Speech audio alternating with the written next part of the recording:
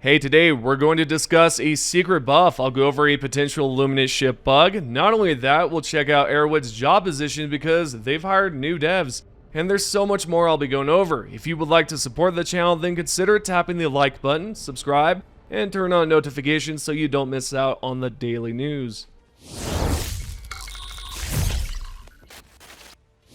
Let's start with the new secret guard dog buff that wasn't mentioned in the patch notes previously. Before we get into the buff, the last time the developers included the guard dog in the notes was in patch 01.001.104, 3 months ago. Specifically, they mentioned you could toggle the drone to return to the backpack. Nonetheless, you can now manually reload the guard dog and receive a fresh magazine after the recent Illuminate patch. Now, 3 months ago, when the developers implemented the toggle option for the drone wouldn't reload the magazine even if the drone was low.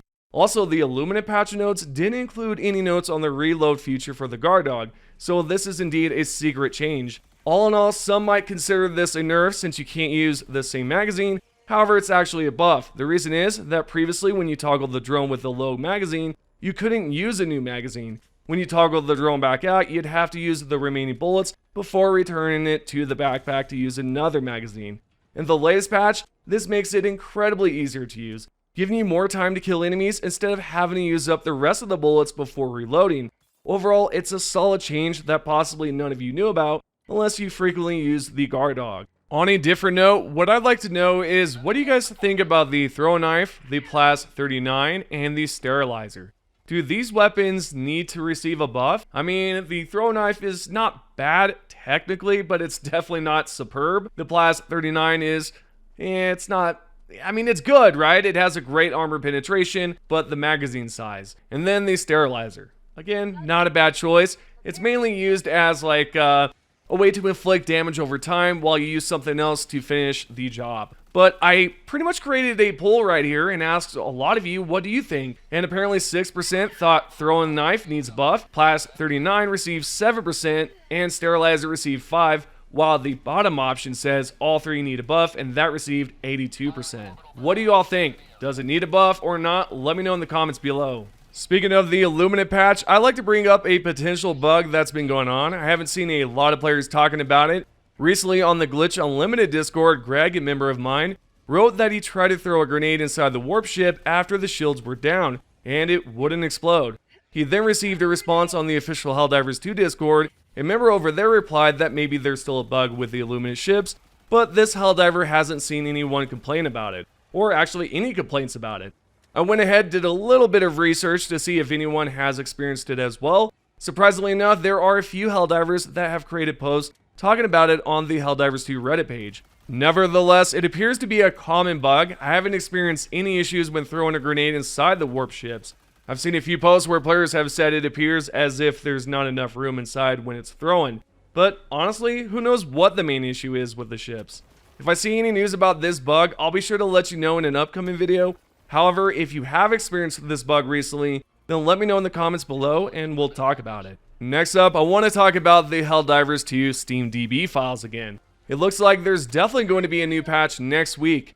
If you check out the update history, you'll see that the Arrowhead developers have changed several numbers and made quite a few modifications to the files. This suggests we should expect some known issues to be resolved, such as ragdolling when using the jetpack, floating helmets due to the obedient armor, and the 18 placement bug. You know, just everything listed here should be fixed. Although there might still be a few remaining known issues even after the hotfix patch is released. Make sure you're subscribed with notifications on by pressing the bell icon below, because when I drop that video, I'll go into detail about exactly what has changed. On a similar note about SteamDB, if you haven't seen my previous video talking about the Disco Garage branch, it's actually related to the Disco Garage developers who have worked on several games including vehicle designs for Mad Max. This is absolutely huge, and down the road we could very well see new vehicles designed by Disco Garage. Continuing along with the video, did you know the Arrowhead team hired new people to help with Helldivers 2 and removed a few job positions in the last 2 months?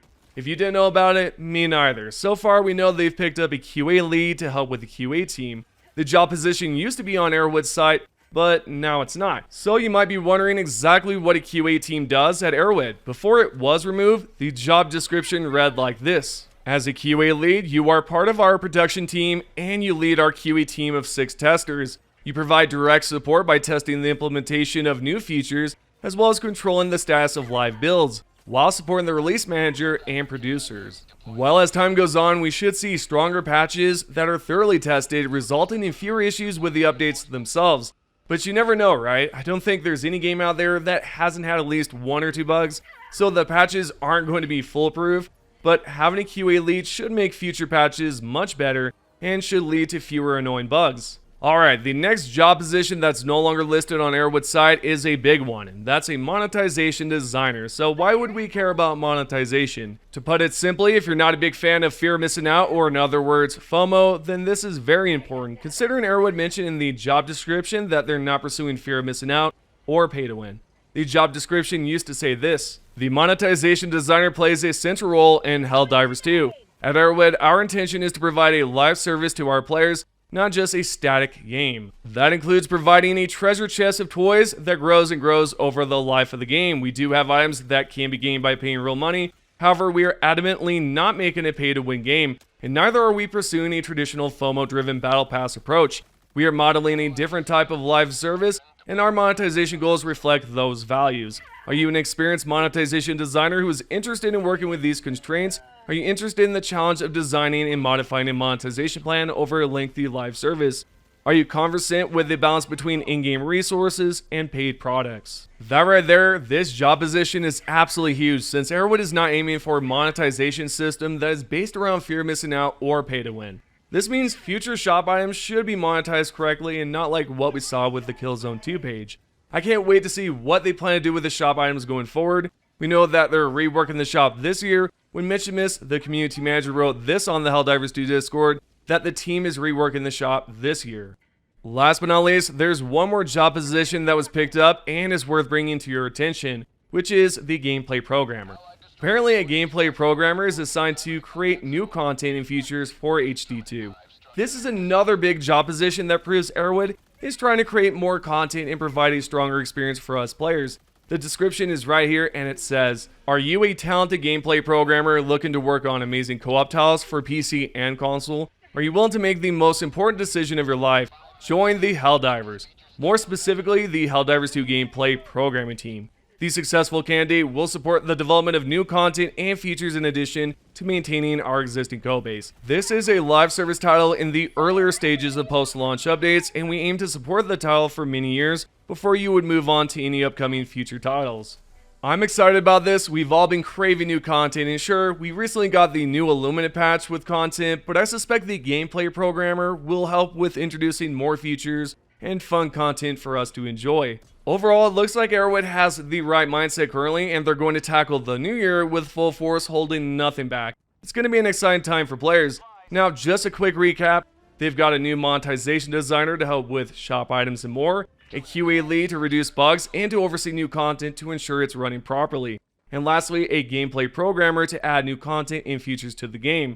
I don't know about you guys, but that's a strong list of jobs that have already been filled out. I'm expecting Arrowhead to be a stronger team this time around than ever before with these newly hired team members. Last but not least, about the developers, Pilstead, the CCO, just posted this on X and said, the team is back together to bring you some amazing Helldivers 2 content. Looks like the team is finally back together, they're ready to cook, and I can't wait to see what they come up with. I know the War Bond is going to be amazing. I mean, the last one was definitely good, and I can't wait to see what they're going to do with the War Bond, the content, the missions, the new Illuminate enemy types, because we're pretty aware that there's going to be more. But there's just a lot of things going on here, and I can't wait to see what happens. Also, since I brought up the War Bond, what would you like to see in the next War Bond? Type it down below and let me know. Would you like to see stealth? Would you like to see more stratagems? Just let me know what you would like to see. Oh, and I cannot forget about this. This is an important question right here. I asked it myself, and it looks like Pilstead was avoiding questions like it.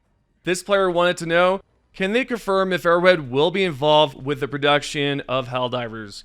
You know, the whole movie and whatnot. And in response, Pilstead wrote, hey, I've been dodging this question. The short answer is yes. The long answer is that we'll see. We are not Hollywood people, and we don't know what it takes to make a movie. And therefore, we don't and shouldn't have final say. Well, is he wrong? No, he's not wrong. And you know what?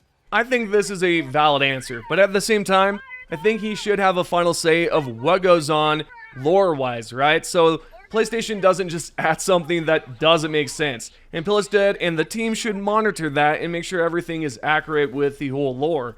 That's my opinion on that specifically. With all the information out of the way, this is your Helldivers 2 news. We're now going to check out the top 3 comments. If you guys would like to be featured on the channel, just comment down below and I might select it. The first top comment is from Dustin, and you wrote, I'm hoping one day H makes a C4 type of equipment. Imagine sneaking through a base, sticking explosives on the hulks and fabricators you see. Then detonating everything at the same time while remaining undetected would be awesome. In my opinion, you're not wrong. That would be amazing. I wonder if the C4 should be equipment or possibly a stratagem, you know? I mean, it makes sense to have it as an equipment, but I thought I'd ask anyways. The second top comment is by El Gordo 2162. You wrote, I like the idea of a mission being about storming a stronghold, really dedicate to infiltration, going into a multi-layer fortress, a terminate nest, Illuminate camp. What's great about the concept we went over yesterday is the fact the developers saw it, and hopefully he does talk to the other developers about it and they actually do something like that. If you guys don't know what I'm talking about, check out yesterday's video and it's definitely a great one because we go over a fan concept that a developer responded to.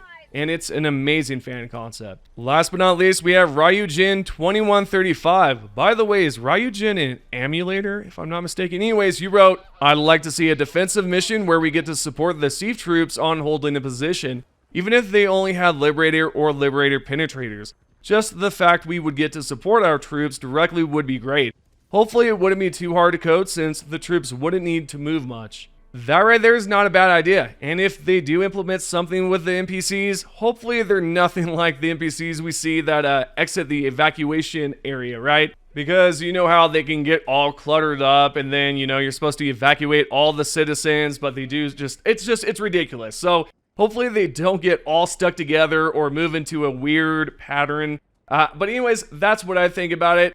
There you go, guys. Those are the top 3 comments. Anyways, I hope you guys have enjoyed the video. If you have, make sure to give the video a like. I'd like to know your overall thoughts about what we went over. If you can, comment down below. And I hope you guys are doing safe out there, you know, with the whole California fires. I mentioned it in the previous video, but I truly hope you guys are doing a lot better now. Your pets are safe, your family's safe, and all that good stuff. With that said, hope you guys have enjoyed the video, and I'll see you guys in the next one.